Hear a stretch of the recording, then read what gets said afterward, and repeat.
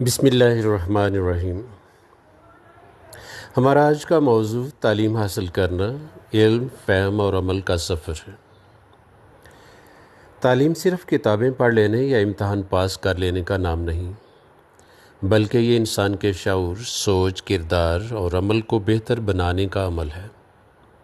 آج کا سب سے بڑا مسئلہ یہ نہیں کہ لوگ پڑھتے نہیں، بلکہ یہ ہے کہ اکثر لوگ سمجھے بغیر پڑھتے ہیں اور عمل کیے بغیر جانتے ہیں۔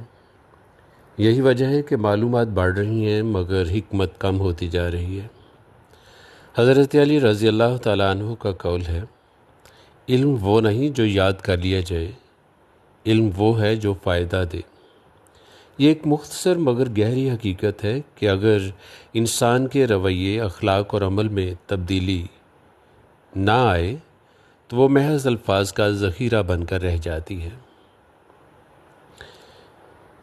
ہر انسان پڑھتا ہے مگر ہر انسان سیکھتا نہیں۔ سیکھنے کے لیے صرف آنکھوں سے الفاظ دکھائی دینا کافی نہیں، ذہن اور شعور کی شرکت بھی ضروری ہے۔ فرانسس بیکن نے کہا تھا، "Some books are to be tasted, others to be swallowed, and some few to be chewed and digested." کچھ کتابیں صرف چکھنے کے لیے ہوتی ہیں، کچھ نگلنے کے لیے اور کچھ کو چبا کر ہضم کرنا پڑتا ہے۔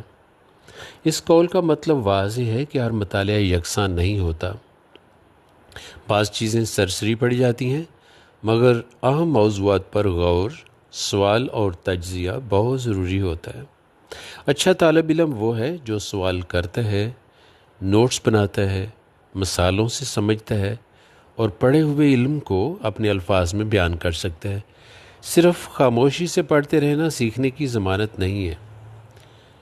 انسانی ذہن صرف رٹے سے دیر تک چیزیں محفوظ نہیں رکھتا، ذہن ان چیزوں کو محفوظ رکھتا ہے جن سے ہمارے جذبات جڑ جائیں، ہمارے اندر دلچسپی پیدا ہو یا جنہیں بار بار استعمال کیا جائے۔